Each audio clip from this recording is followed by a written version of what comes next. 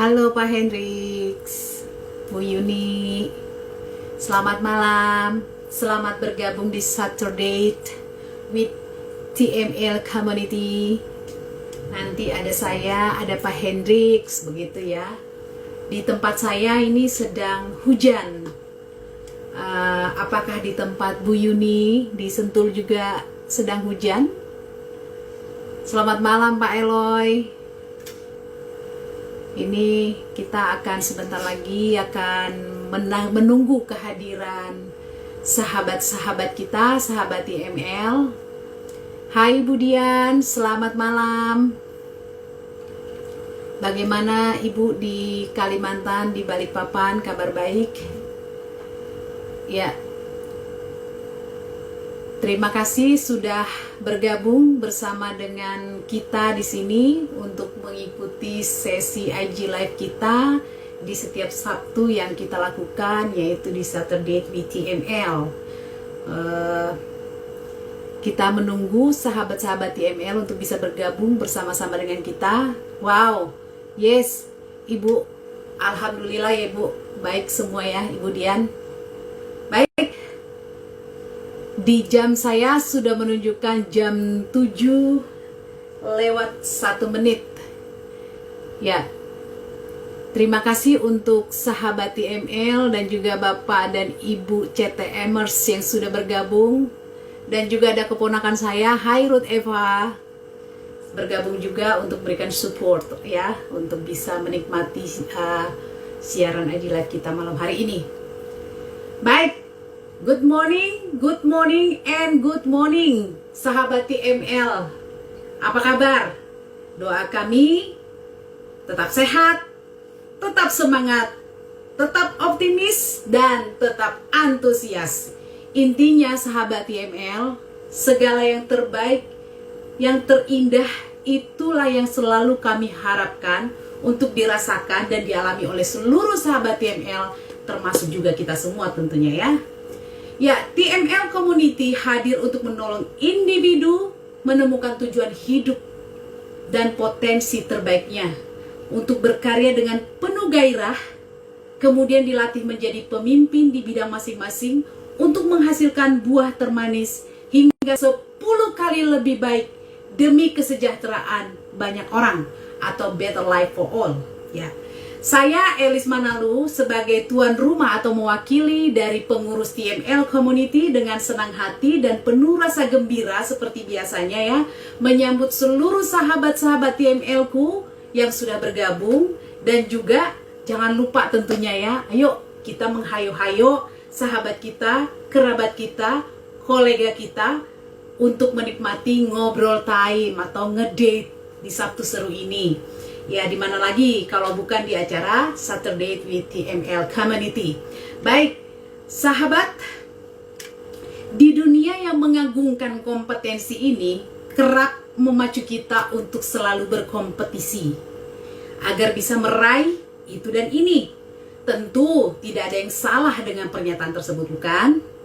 Namun, kompetensi yang mumpuni tanpa didukung oleh karakter yang luhur dan mulia tentu akan kehilangan makna dan arti yang sesungguhnya, atau bahkan bisa melukai dan juga mencelakai kita semua.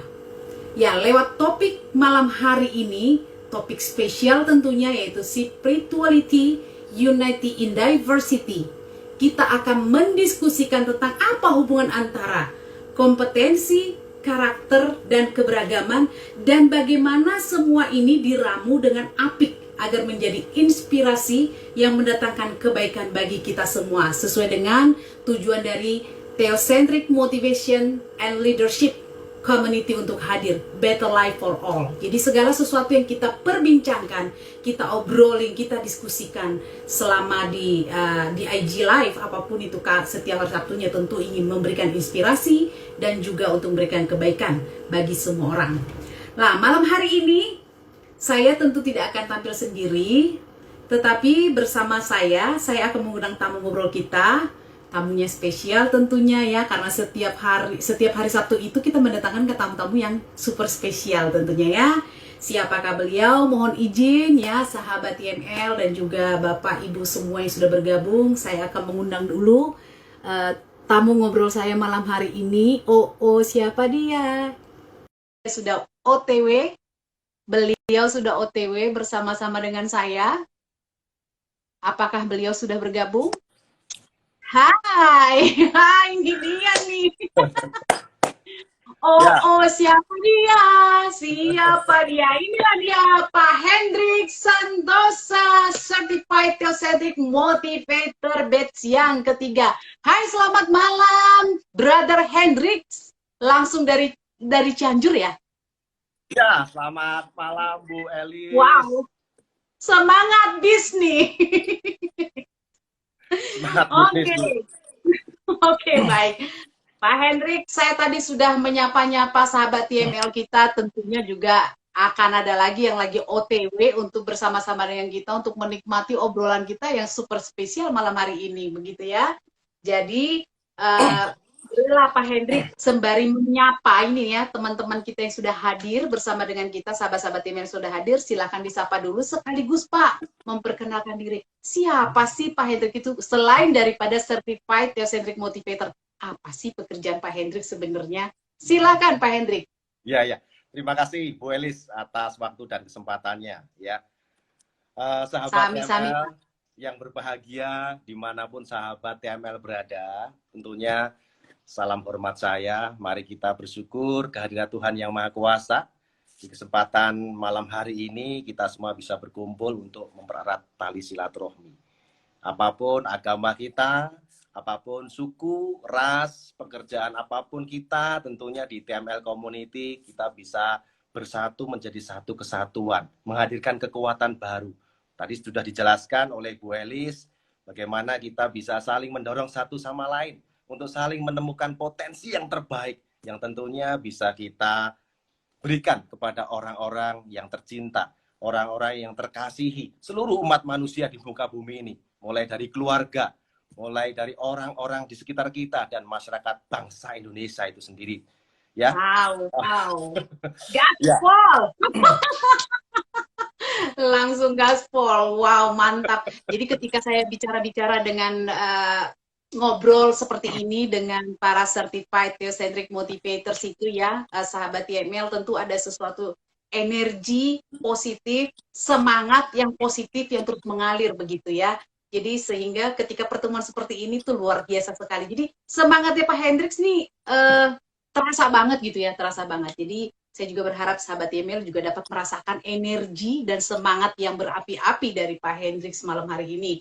Ya, Pak Hendrix, tadi saya sudah memberitahu kepada sahabat TML bahwa kan kita itu akan bicara tentang spirituality, unity in diversity, begitu ya. Jadi dalam keberagaman. Nah, apa sih Pak pesan yang ingin disampaikan Bapak di balik topik ini gitu Pak? Lewat topik ini, apa pesan di balik topik ini? Ya. Silakan Pak. Ya, terima kasih Bu Elis. Yes. Unity in diversity ini kan sebetulnya hal yang sudah sering kali kita dengar. Bahkan sebelum bangsa kita ini merdeka, sejak zaman dulu kala nenek moyang kita itu dalam kitab Soma karangan Empu Tantular yang disebut berbeda-beda tetapi kita tetap satu jua. Yang pada akhirnya di saat negara kita itu sudah merdeka, ya, itu menjadi semboyan atau moto yang disematkan dalam burung Garuda itu yang disebut dengan Bhinneka Tunggal Ika. Ya. Namun begini Bu Elis, di dalam kita membaca atau banyak orang membaca sebuah kalimat itu masih banyak yang hanya sekedar mengetahui artinya saja itu sudah cukup. Oh, itu tuh artinya, ya. Tanpa ada sebuah keinginan yang lebih mendalam lagi untuk memaknai. Sebetulnya maknanya apa sih yang terkandung di dalam keberagaman itu? Kenapa kita harus bersatu dalam keberagaman? Sampai pada akhirnya dia juga harus menghayati itu. Bahwa di dalam hati nurani itu sebetulnya, ya, ketika kita memahami makna dari sebuah bersatu dalam keberagaman itu, sebetulnya kata hati nurani itu apa sih? Ini sesuatu yang baik atau yang tidak, atau yang benar atau yang salah, ya. Tentunya keberagaman ini kan harus kita maknai adalah sesuatu kebaikan. anugerah ya. Bukan begitu ya Bu Elis dan sahabat TML. Sehingga ketika kita bisa menghayati itu semua, tentunya kita bisa memedomkan itu di dalam dada kita ya. Dan kemudian setelah kita bisa memedomkan, itu akan menjadi sebuah keyakinan atau nilai-nilai positif yang pada akhirnya akan mempengaruhi setiap sikap kita, perilaku kita, kebiasaan hidup kita untuk bisa memberikan manfaat bagi orang lain. Nah, tentu begini, Ibu Elis, terhadap apa-apa yang sudah kita ketahui, termasuk keberagaman itu sendiri, itu kan adalah sebuah pengetahuan. Sedangkan pengetahuan itu adalah kekuatan, ya, seperti batu baterai, ya, sahabat TML. Terkadang kita itu harus mencas kembali ya kekuatan dayanya agar kembali penuh dalam kurun waktu tertentu ya. Seperti kita di malam hari ini bertemu kembali untuk mereview, merefresh ya berbagai pengalaman, sharing, ilmu pengetahuan, wawasan. Itu salah satunya untuk membangun dasar pengetahuan ini supaya kita itu bisa menentukan tujuan yang jelas. Termasuk pengetahuan kita tentang bersatu di dalam keragaman ini. Setelah kita memperoleh pengetahuannya itu, harus ada pertanyaan di dalam benak kita, pikiran kita. Sebetulnya apa sih yang ingin kita peroleh ya setelah kita itu mengetahui akan hal ini? Tentunya kita harus serius untuk membangun dasar pengetahuan ini untuk menentukan tujuan dengan jelas. Karena begini, Bu Elis. Tadi Bu Elis sudah menyampaikan bahwa dengan kompetisi yang ada ini ya, mereka saling mengunggulkan kompetensi-kompetensi yang beberapa ya sering kita temukan juga karena tidak menggunakan sebuah nilai-nilai spiritualitas yang baik, pada akhirnya yang terjadi adalah saling menjatuhkan satu sama lain, saling menaklukkan satu sama lain ya, dan saling menyalahkan satu sama lain. Nah, tentunya itu akan menimbulkan sebuah kekacauan yang pada akhirnya bisa masuk pada sebuah kejadian yang menimbulkan kesengsaraan bagi manusia, umat manusia ya, banyak orang ya. Artinya begini, saya ingat sekali dengan quote yang disampaikan oleh Colin Wilson. Beliau mengatakan bahwa kesengsaraan dan keterasingan manusia, termasuk keterasingan manusia dalam keberagaman itu, ya, itu disebabkan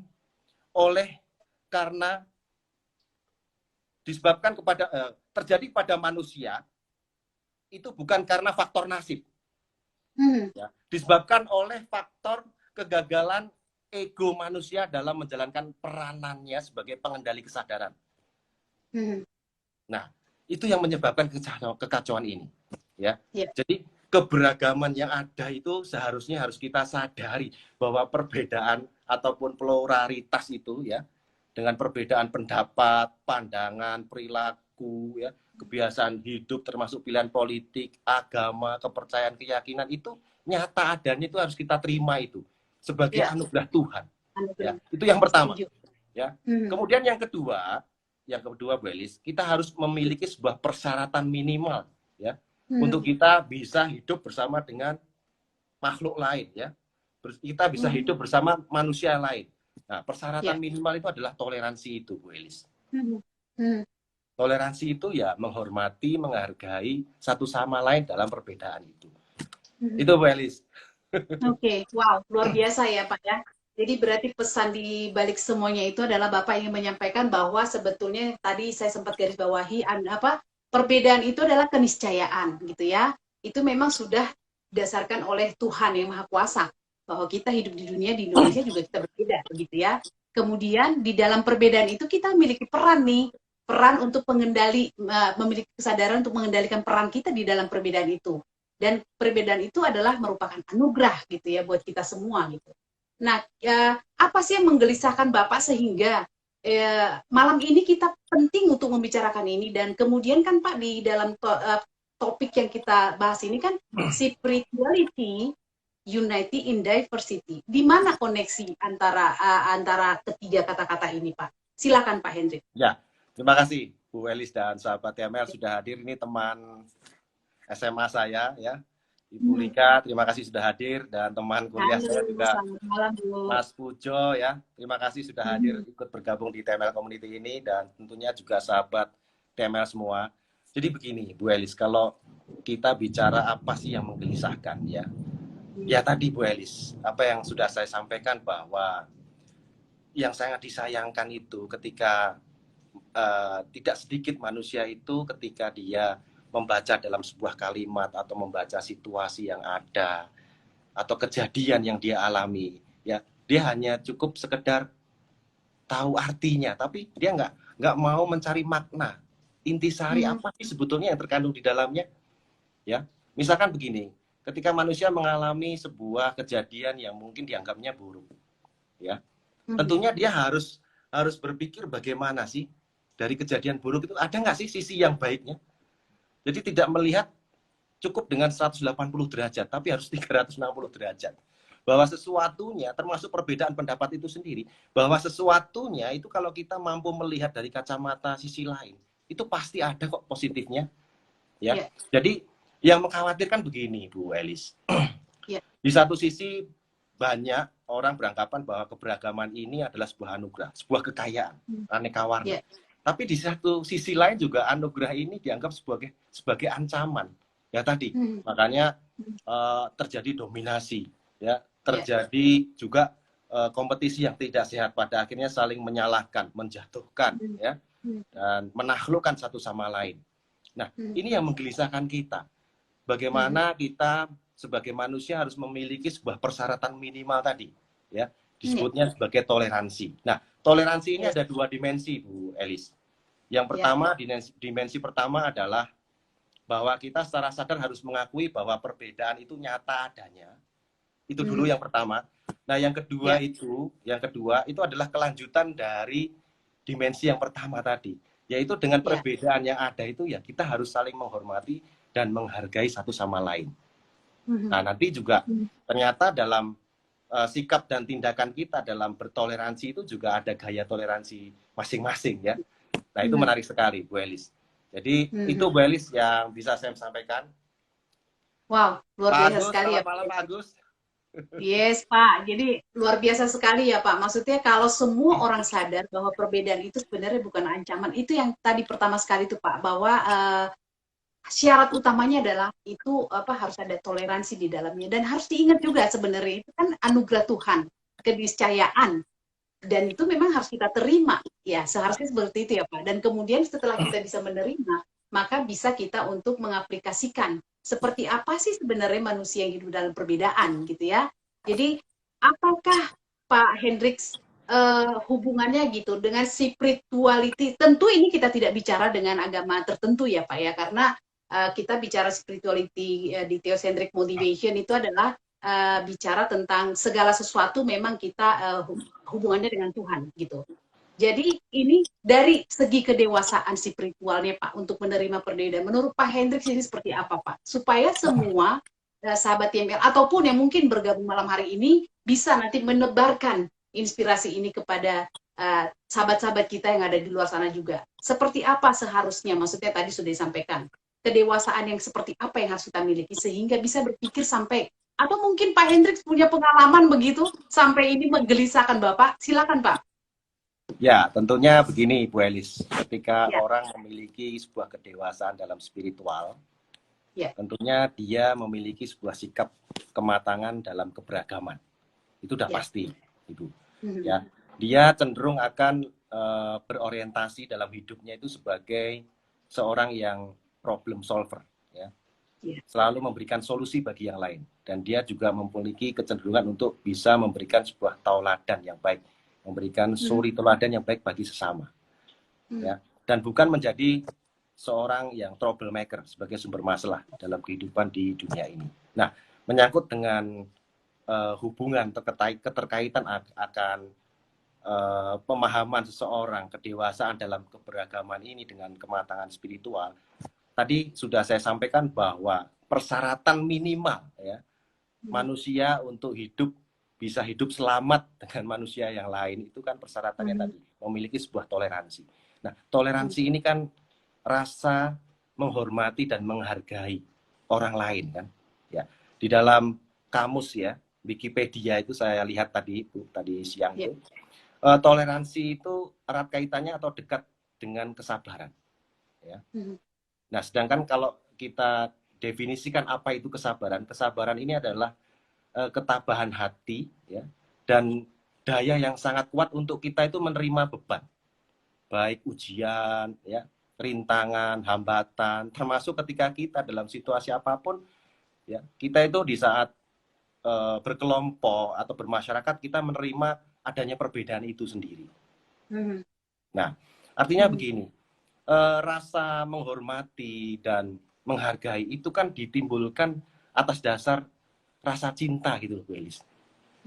Ya, orang kalau nggak memiliki cinta, ya, kasih sayang, itu saya pikir juga orang nggak akan bisa mencapai titik menghormati dan menghargai orang lain.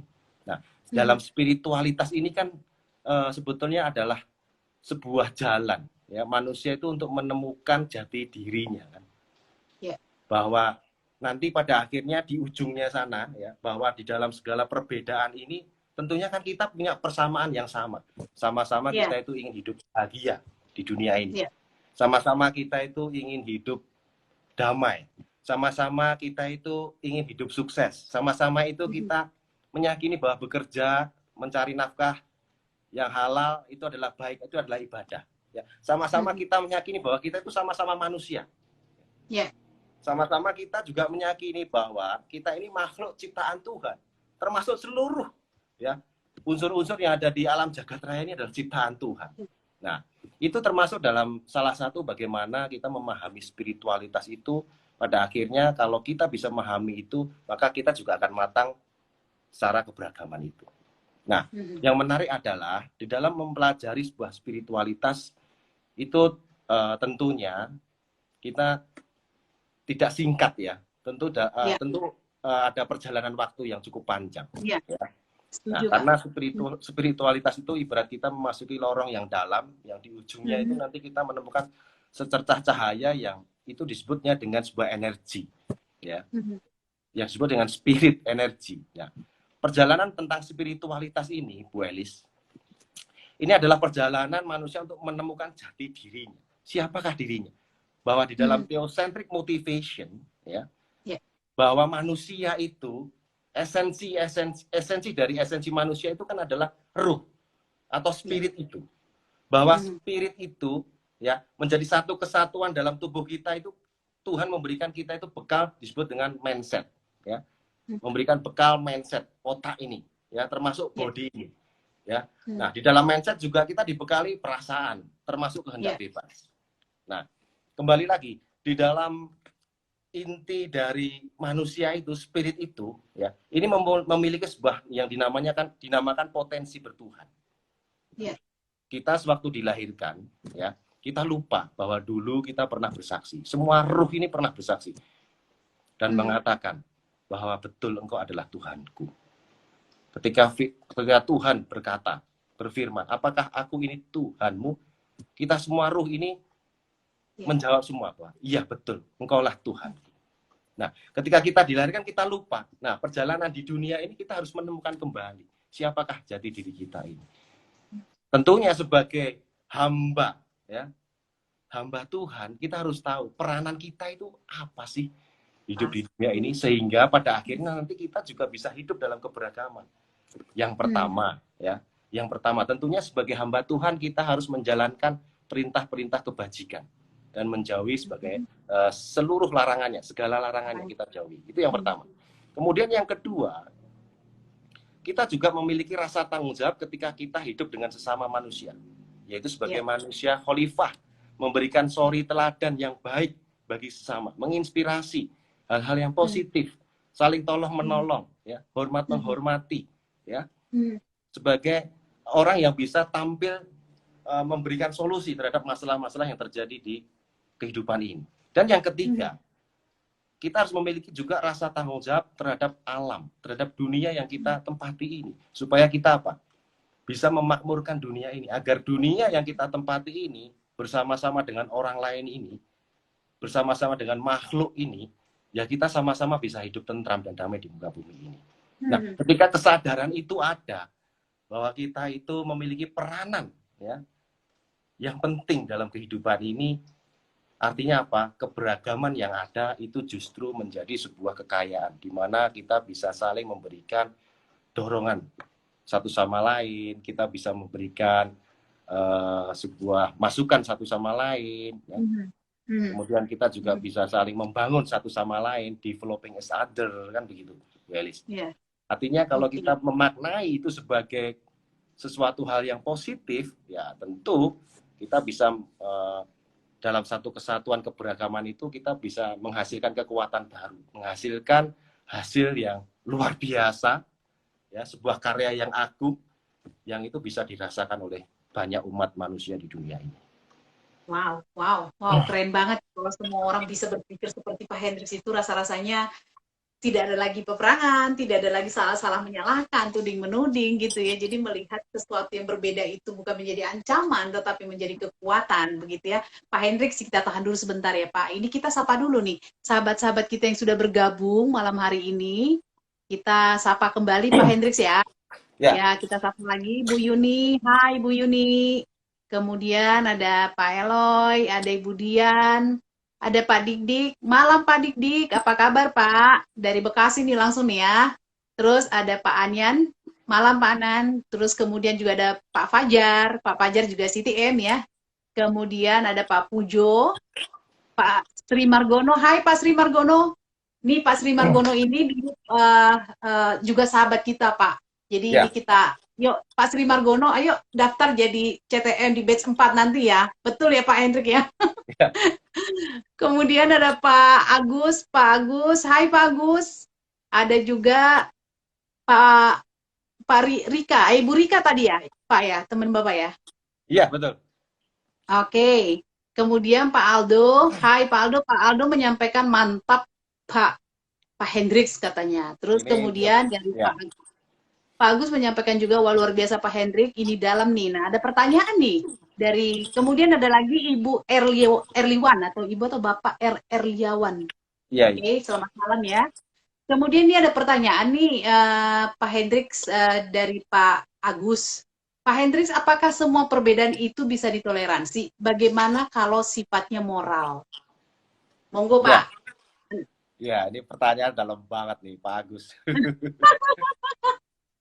Silakan Bapak. Sebagai dasarnya, toleransi itu kan tadi dimensinya ada dua. Yang pertama adalah kita mengakui, sadar betul bahwa perbedaan itu nyata adanya. Yang kedua, kita harus bisa menghormati perbedaan itu satu sama lain ya, menghormati dan tentunya menghargai. Nah, tentunya toleransi itu ada ketika ada perbedaan. Kalau semuanya setuju, itu udah nggak ada toleransi. Karena apa? Setuju. Justru toleransi itu ada. Lagi, ya, Pak? Toleransi itu ada karena perbedaan. Nah, pertanyaan dari Pak Agus, apakah semua perbedaan itu bisa ditoleransi? Ya nggak semua bisa. Ya, Bu Elis, kalau saya tanya, Bu Elis suka minum kopinya kopi hitam apa kopi susu, Bu Elis? Kopi hitam, Pak. Kopi hitam ya. Nah, kopi hitam itu tentu kita inginnya mendapatkan nikmatnya kan Bu ya, dari kopi hitam itu. Betul, Pak. Tapi di kopi hitam itu sebenarnya ada unsur yang tidak disebutkan. Namanya gula, ya. Tapi gula itu tidak pernah iri ya. Namanya tidak pernah disebut di dalam kopi hitam itu.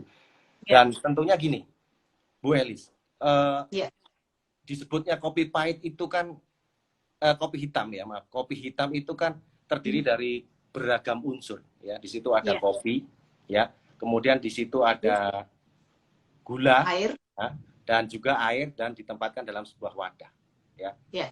Ketika gula berusaha dominan ya untuk menguasai atau mengalahkan kopi tadi ya, tentunya apa yang terjadi? Rasanya manis, mungkin nggak ada rasa kopinya ya. Begitu juga sebaliknya, ketika kopi itu berusaha untuk mengalahkan tadi gula itu sampai akhirnya disingkirkan itu gula, pada akhirnya yang terjadi apa? Yang nggak jadi kopi yang nikmat ya. Tentunya di sini harus ada takarannya. Toleransi itu memiliki sebuah takaran.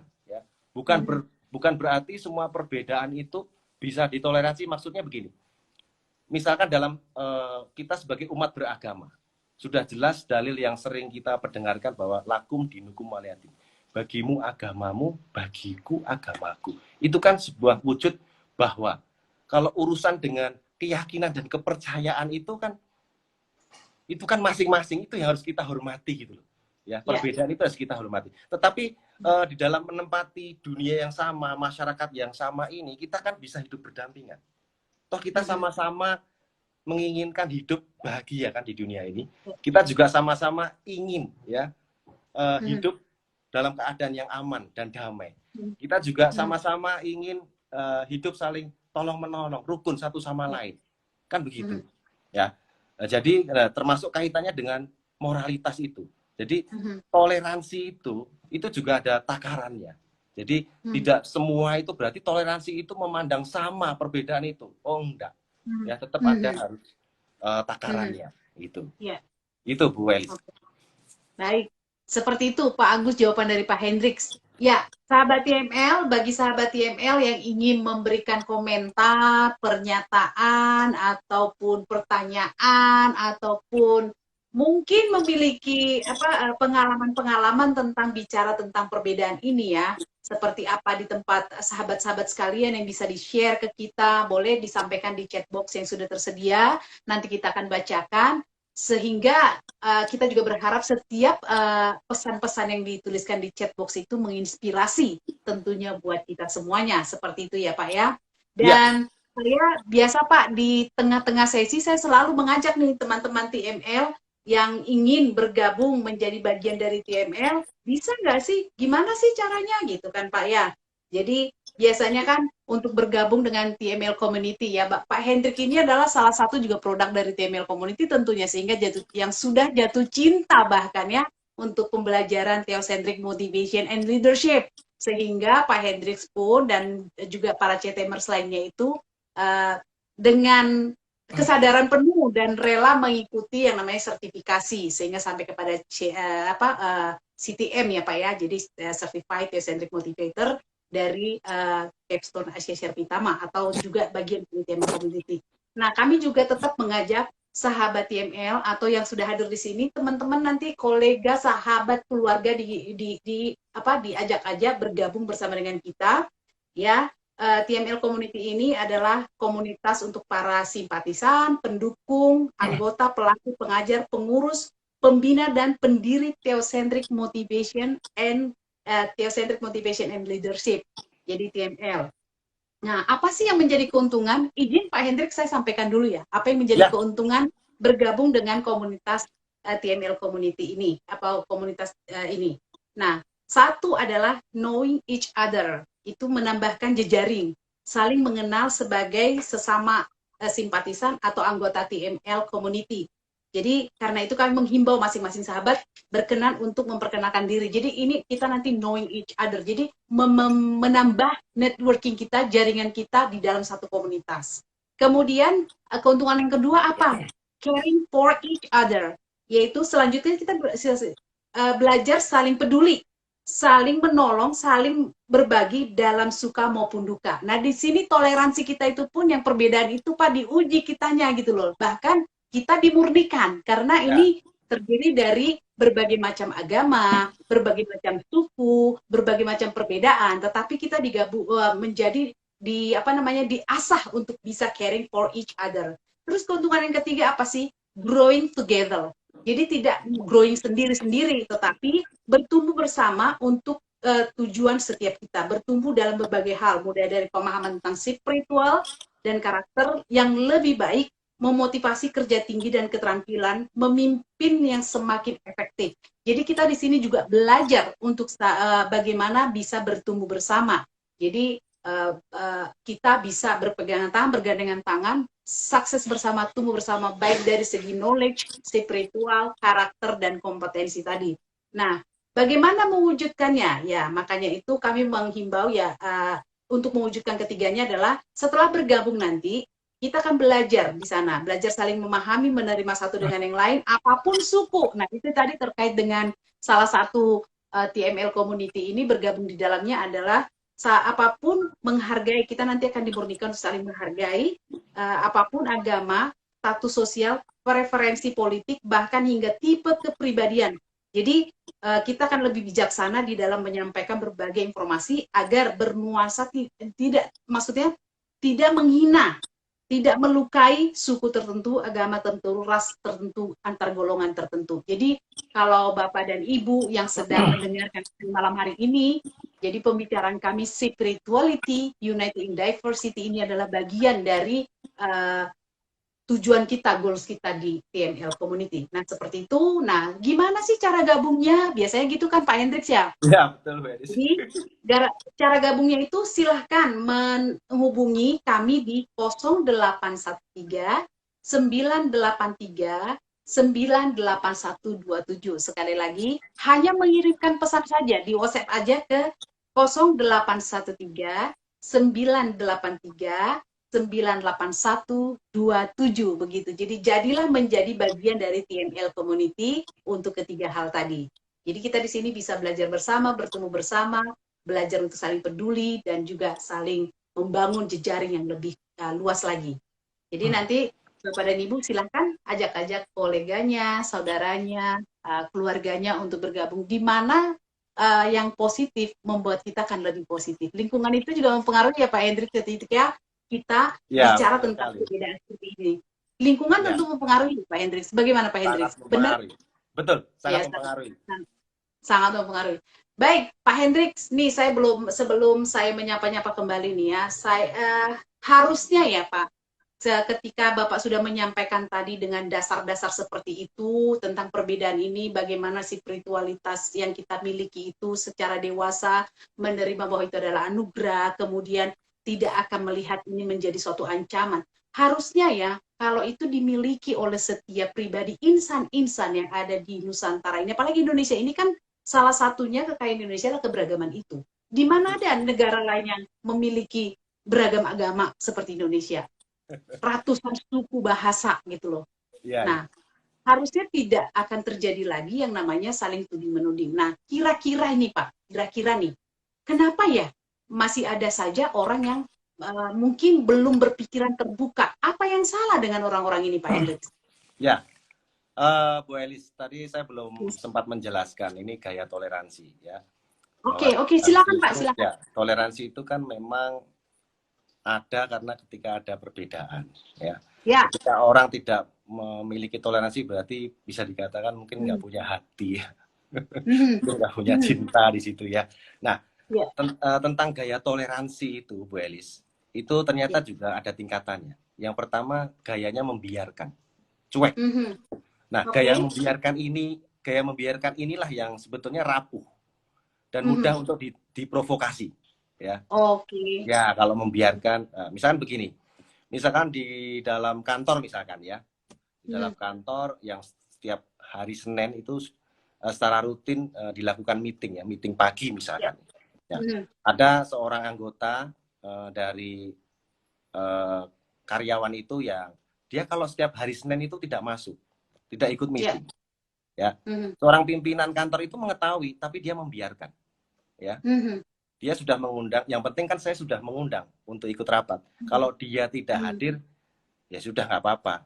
Yang penting pokoknya dia selalu achieve target lah, ya. Dia selalu tanggung jawab lah. Nggak ikut meeting juga nggak apa-apa, ya. Yang penting dia achieve lah targetnya. Itu yang disebut dengan membiarkan. Ya. Tapi yang membiarkan ini justru rapuh, ya. Toleransi yang membiarkan ini rapuh terhadap provokasi. Andai kata ada suara-suara negatif yang atau pihak ketiga yang membisikkan pimpinan tadi bahwa kenapa dia tidak masuk atau tidak ikut meeting tadi, ya mungkin dengan suara negatif, Pak sebetulnya dia itu nggak suka loh Pak kalau ketemu dengan Papa. Nah itu berbahaya, itu bisa menjadikan hubungan manusia dengan manusia yang lain ini, ya itu menjadi berpecah belah, itu berbahaya karena membiarkan itu rapuh. Nah, seharusnya bagaimana? Seharusnya kita naik kelas lagi ya dalam bertoleransi itu, yaitu dengan cara memahami ya. Nah, caranya bagaimana memahami tadi anggota tim yang tidak masuk setiap hari Senin kalau meeting itu, ya caranya cari tahu ya, cari tahu mungkin dari teman terdekatnya. Sebenarnya kalau setiap hari Senin dia nggak masuk itu kenapa ya? Harus dicari sumber informasinya melalui teman dekatnya mungkin atau teman-teman yang lain ya. Agar apa? Agar ketika ada bisikan tadi, pihak ketiga tadi, dia nggak akan mudah terpengaruh, tidak akan mudah kepancing dan dipancing-pancing oleh hal-hal yang sifatnya nggak jelas. Ya. Nah, kemudian ada tingkatan yang lebih bagus lagi, yaitu dengan cara dialog, ya. Dengan cara berdialog, yaitu mendudukkan sama-sama dengan cara ya tadi seorang pimpinan harus memanggil anak buahnya, ayo kita dialog yuk. Kenapa sih sebetulnya kamu itu kalau setiap hari Senin pagi kamu nggak ikut briefing, nggak ikut meeting, itu sebenarnya ada apa sih? Ini Pak, sebetulnya kalau saya itu setiap hari Senin, saya itu harus nganter anak sekolah, ya. Harus nganter anak sekolah itu, harus nganter anak saya sekolah. Jadi kalau, oh itu toh, kenapa kamu setiap hari Senin itu nggak masuk? Jadi ketika kita berdialog itu pasti akan ketemu sebuah jawaban ketika kita bisa menggali informasi itu kepada pihaknya secara langsung. Jadi yang terjadi kondisi di negara kita ini, Bu Wilis, ya termasuk kancah perpolitikan ini ya mungkin karena kurangnya dialog ya antara tokoh yang satu dengan yang tokoh yang lain. Karena kalau yang di bawah ini kan sebetulnya bagaimana yang di atas kan. Nah kalau di atasnya itu tidak pernah berdialog, yang di bawahnya ini yang ribut gitu. Ini yang membahayakan gitu. Yang sebenarnya dalam setiap perbedaan itu kalau kita dudukkan, sebetulnya apa sih yang kamu yakini misalkan. Kalau yang aku yakini seperti ini loh, yang kamu yakini seperti apa? Oh itu loh. Nah coba yuk kita cari kesamaannya, sebetulnya ada nggak sih persamaannya? Oh ternyata ada loh. Sama-sama kita itu ingin hidup sejahtera di Indonesia ini. Sama-sama kita itu ingin hidup sukses di dunia ini. Coba kalau begitu kita berdampingan aja yuk. Nggak harus kita gontok-gontokan misalkan seperti itu. Nah itu kan salah satu bentuk gaya toleransi yang paling baik itu dengan berdialog. Betulnya begitu, Pak. Ya. Oke. Berarti gitu ya Pak. Jadi kalau ditarik ke dalam pekerjaan, contohnya sebagai karyawan katakan begitu ya, di dunia profesi, kalau seandainya kata seperti yang Bapak sampaikan tadi, harusnya jangan melakukan pembiaran. Kalau ada sesuatu yang, jadi ibarat kata itu menjadi sebuah cikal bakal gitu ya Pak, yang bisa nanti lama-lama itu kayak pembiaran itu sepertinya menyuburkan sesuatu yang kelihatannya sebetulnya biasa-biasa aja lah gitu, nggak usah ditanya. Tapi kalau kita pikir-pikir seperti Pak Hendrik sampaikan tadi, ternyata berbahaya loh. Itu juga bisa loh menjadi cikal bakal pada seseorang yang menjadi rapuh, gampang terprovokasi. Begitu ya Pak ya. Jadi betul. Seperti itu ya Pak ya kalau di dunia kerja. Jadi cepat-cepat mencari tahu dan duduk bersama. Duduk bersama adalah untuk mencari sebetulnya apa yang terjadi. Tidak hanya di dunia kerja, di dalam keluarga juga sama seperti itu. Pasangan suami istri, misalkan suami pulangnya malam terus ya. Terus istrinya nggak protes. Pokoknya papa mau pulang malam, mau pulang pagi, yang penting bulanannya jangan dikurangi.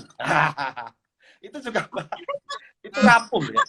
Itu toleransi yang rapuh. Karena apa? Ya, nanti kalau ada pihak ketiga ya yang membisikkan. Toleransi transaksi tuh, Pak, namanya. Oke. Jadi harus kita pahami kenapa ya sekarang suami itu pulangnya larut malam. Kita cari tahu apa sih yang sering ditontonnya ya. Kemudian apa sih histori dalam YouTube-nya, dia melihat YouTube apa sih? Oh, ternyata akhir-akhir ini saya lihat kok dia suka lihat ini ya, apa namanya? Pemain-pemain bulu tangkis ya. Misalkan begitu. Ya. Tanpa kita pernah nanya itu, ya kita nggak akan tahu pada yang sebenarnya setiap kali dia pulang malam mungkin lagi main bulu tangkis misalkan seperti itu. Atau dia punya hobi baru, misalkan komunitas, dia ikut komunitas, misalkan ikut komunitas motor sehingga akhir-akhir ini dia harus ikut rapat dalam komunitas itu, kan bisa jadi ya. Atau memang betul-betul memang lembur kerja karena mempersiapkan ada acara khusus di kantor, itu kan bisa ya. Ya, membiarkan itu rapuh sekali kalau nanti ada orang ketiga, pihak ketiga yang ingin memecah belah ya. Karena ada unsur ya tadi ketidaksukaan tadi. Itu berbahaya, Bu Elis. Jadi harus naik tingkatnya, jadi lebih memahami dan dialog ya, berdialog. Berarti jangan hanya ya, ibaratnya gini Pak, tadi di pesan yang Bapak sampaikan itu, jangan kita melihat segala sesuatu itu dari kacamata ya biasa aja. Jadi pembiaran itu ibarat katakan seperti tadi, sudah sering terjadi tetapi ya sudah dianggap biasa. Mungkin dari menganggap biasa itu sebetulnya pembiaran itu adalah cikal bakal terjadinya. Cikal bakal loh terjadinya kalau itu nanti memupuk hal-hal yang besar, akhirnya terjadi kerapuhan-kerapuhan itu, gampang-gampangnya itu larinya gampang diprovokasi. Nah, kemudian yang saya tadi sangat tertarik sekali, Pak. Jangan sampai ada toleransi transaksi. Begitu tidak ada transaksinya, toleransinya hilang, begitu ya. Jadi, tetap harus ditahuin apa sih sebetulnya penyebab dari segala sesuatu. Jadi dialog itu tadi juga saya sangat tertarik dengan yang Bapak sampaikan, dialog itu menjadi sesuatu jalan keluar lah untuk saat ini gitu ya.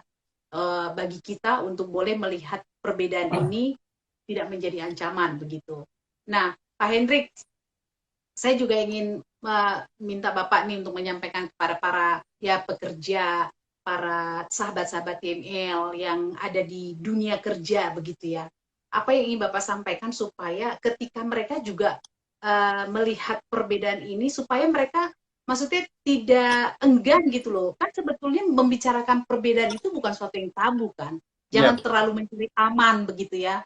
Apa sih yang bisa dilakukan gitu loh supaya itu juga menjadi sesuatu pembicaraan yang betul-betul ya baik untuk dibicarakan gitu loh, tetapi bukan ya, menjadi sesuatu sebenarnya ini sedang seperti apa namanya api di bawah sekam gitu. Terlihat baik tetapi sebetulnya tidak baik-baik saja begitu. Jadi ya, gimana ya, nih supaya ini bisa ya, terhindar baik itu di dunia kerja atau di mana saja kita berada. Silakan Pak ya, Hendrik. ya, Bu Elis, prinsip toleransi itu kan tadi menghormati Hmm. dan menghargai, ya. Ya. Kemudian di situ juga dekat dengan sifat kesabaran. Tentunya Hmm. sifat-sifat itu tidak akan hadir kalau seseorang itu tidak memiliki cinta, kan?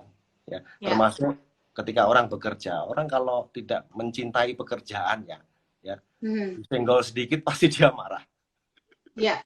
Karena apa? Dia nggak bisa mencari sesuatu hal yang positif dari kejadian yang ada itu. Misalkan Hmm. permasalahan di Hmm. kantor, itu positifnya apa Hmm. sih? Nggak ketemu.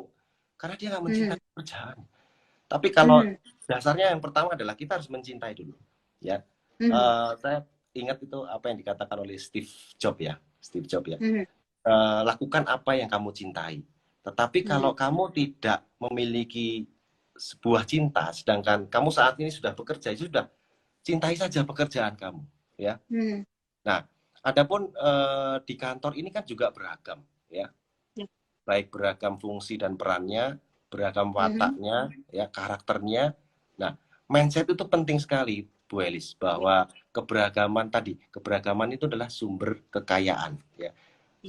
Keberagaman juga adalah sebagai sumber inspirasi bahwa kita itu saling membangun satu sama lain. Jadi kita itu bisa mencontoh, ya, dari apa yang sudah dilakukan teman kita, karena memang berbeda itu kan mewujudkan sebuah hasil yang beda-beda juga, kan, ya. Kita Hmm. bisa Hmm. saling bertumbuh satu sama lain dengan saling belajar satu sama lain dengan perbedaan itu.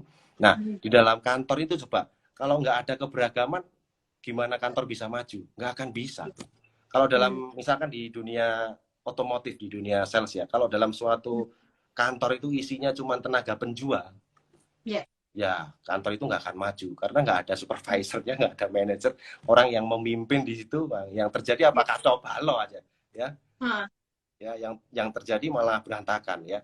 Nah, justru dengan keberagaman itulah itu yang harus kita jadikan sebuah mindset itu yang akan memperkaya kita, khasanah Hmm. keilmuan, keterampilan, skill kita, bahwa kita itu bertumbuh ini ya karena kita itu mau hidup sama-sama gitu loh, mau di kantor sama-sama kita itu, ya. Hmm. Ya, artinya kalaupun tadi ketika di kantor ini ada sedikit kendala atau masalah, ya, ya sikapilah dengan bijak, dengan sabar, bahwa semua itu Hmm. bisa didiskusikan kok, bisa berdialog, tapi jangan membiarkan. Kalau membiarkan itu kan rawan tadi, provokasi tadi ya, yang pada Jadi rawan akhirnya bisa, provokasi Pak. ya, Julid, kalau bahasa anak muda sekarang jadi ada julit-julitan gitu.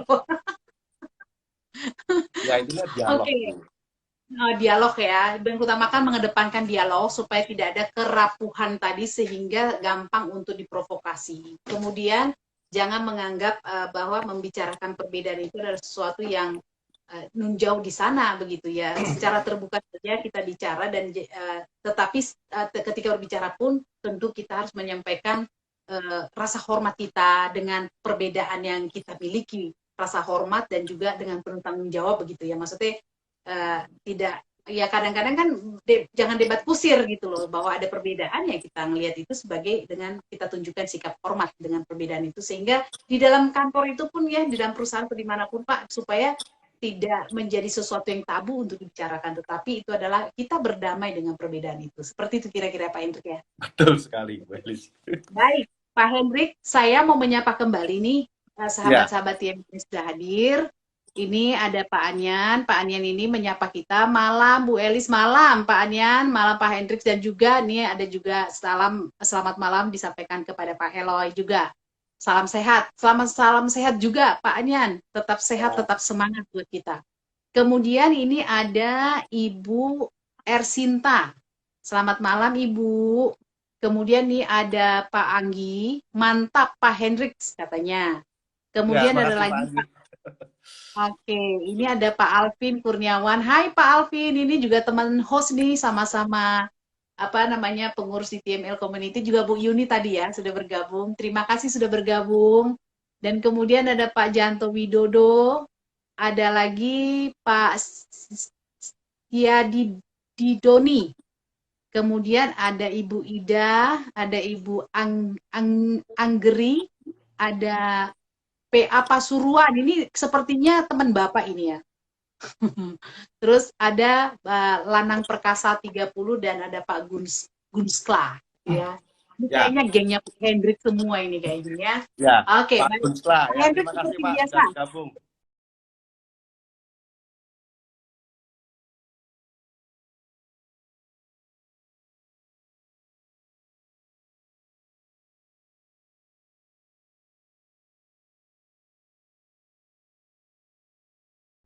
Bergabung malam ini bahwa ada satu buku yang luar biasa ya yang dituliskan oleh founder and master teacher kita yaitu Pak Elijah Luhu, sebuah buku yang sangat luar biasa yang apapun yang kita bicarakan ini, apapun yang mendasari pengajaran kita di Theocentric Motivation and Leadership, kita sedang membuka pre-order gitu Pak. Ini cetaknya terbatas begitu ya.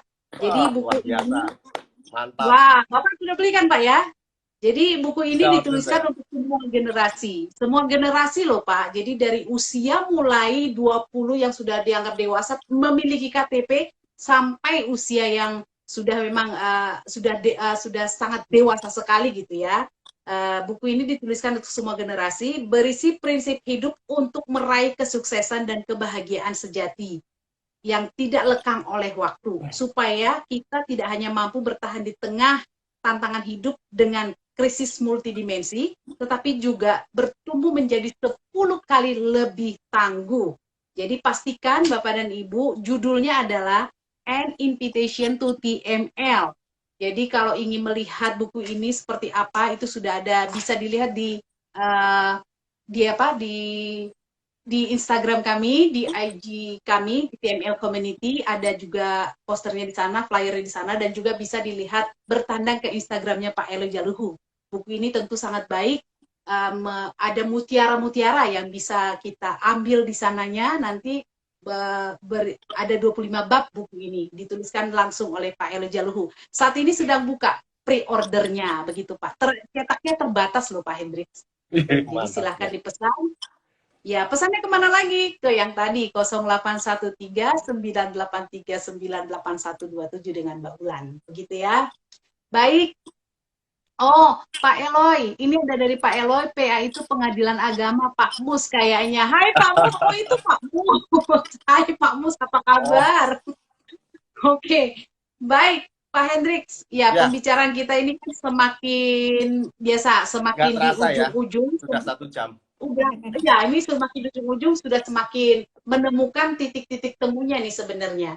Udah banyak sekali tadi yang Pak Hendrik sampaikan. Nah, Pak, kalau tadi kan Bapak menyampaikan kalau di dunia kerja itu ya berdialoglah, kemudian supaya orang itu tidak rawan diprovokasi, ya berdialog adalah salah satunya. Dan kemudian terbukalah membicarakan hal-hal perbedaan ini. Jangan menganggap itu menjadi sesuatu yang tabu, karena ini juga menginspirasi kita nanti. Oh ternyata saya berdiri di sebuah negara yang memang ada perbedaannya. Nah, betul. Ini Pak Hendrik, apa yang ingin Bapak sampaikan? Bahwa tadi kan dari awal sebetulnya Bapak sudah menyampaikan, harus seperti apa kita hidup di negara yang berbineka tunggal ika ini.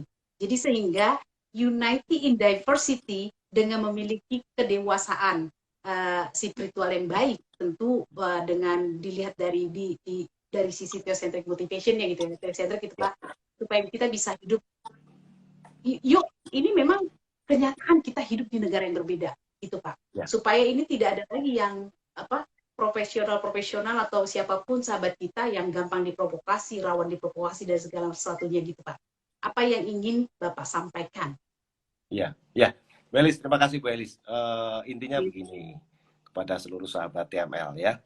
Ketika kita bisa menyikapi keberagaman ini dengan baik agar kita bangsa yang besar ini bisa menjadi lebih besar lagi dalam negara Indonesia, tentunya kita harus melihat lebih dalam lagi isi kita dulu yang harus kita kenali. Siapakah sih diri kita tadi ya.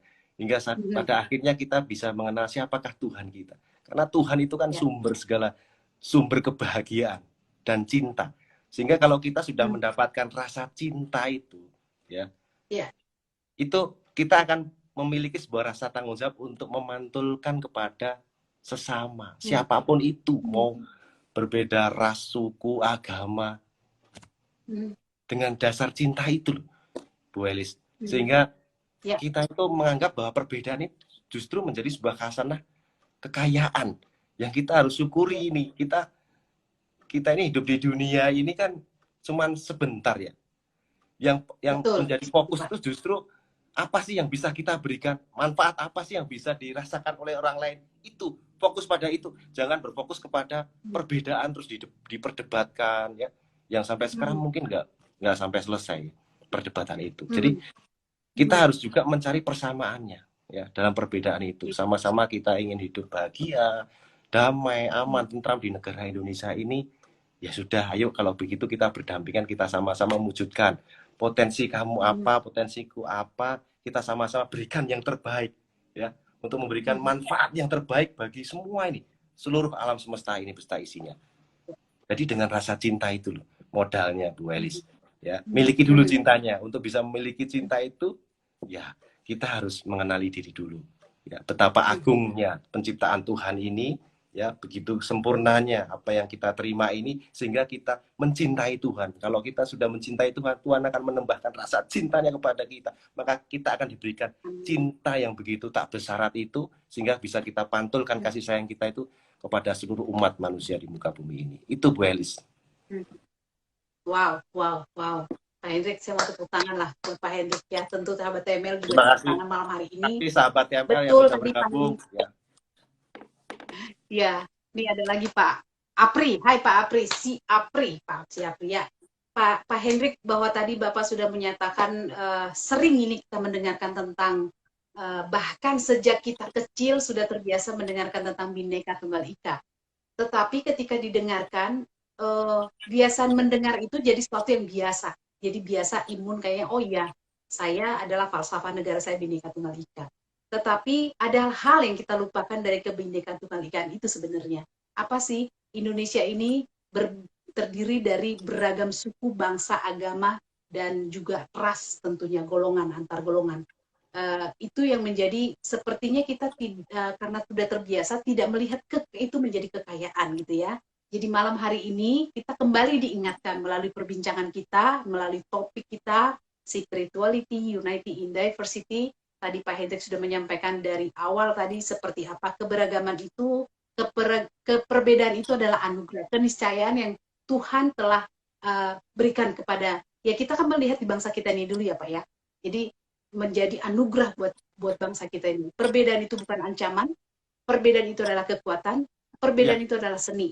Harusnya kita sebagai bagian dari bangsa ini bersyukur lahir di Indonesia ini, karena negara mana yang seperti Indonesia ini Pak? Di negara luar sana, Indonesia saja yang memiliki negara yang beragam-ragam, tapi kita tetap bisa hidup di bumi pertiwi ini. Terima kasih untuk perbincangan kita malam hari ini ya Pak ya. Jadi kiranya ini menjadi inspirasi buat sahabat TML yang ada di luar sana. Terima kasih juga untuk telah bergabung malam hari ini dan juga sudah memberikan atensi dan dukungannya untuk bergabung. Pak Janto dalam banget katanya Pak Hendrik. Terima kasih semuanya. Bawalah pulang apa yang sudah kita perbincangkan ini, jadilah menjadi inspirasi di mana kita berada. Amin. Untuk itu, di akhir perbincangan ini kita ingin menyampaikan, saya Elis Manalu dan Pak Hendrik Santosa akan mengakhiri perbincangan ini. Ya. Sampai bertemu lagi, pastikan Bapak dan Ibu sahabat TML bergabung bersama kami di IG Live pada minggu berikutnya, di Sabtu mendatang, di jam yang sama, dengan topik dan juga pembahasan yang luar biasa menarik. Untuk itu, sampai ketemu lagi dan ukir jejakmu. Ukir jejakmu. Terima kasih sahabat TML semua yang sudah hadir. Bye.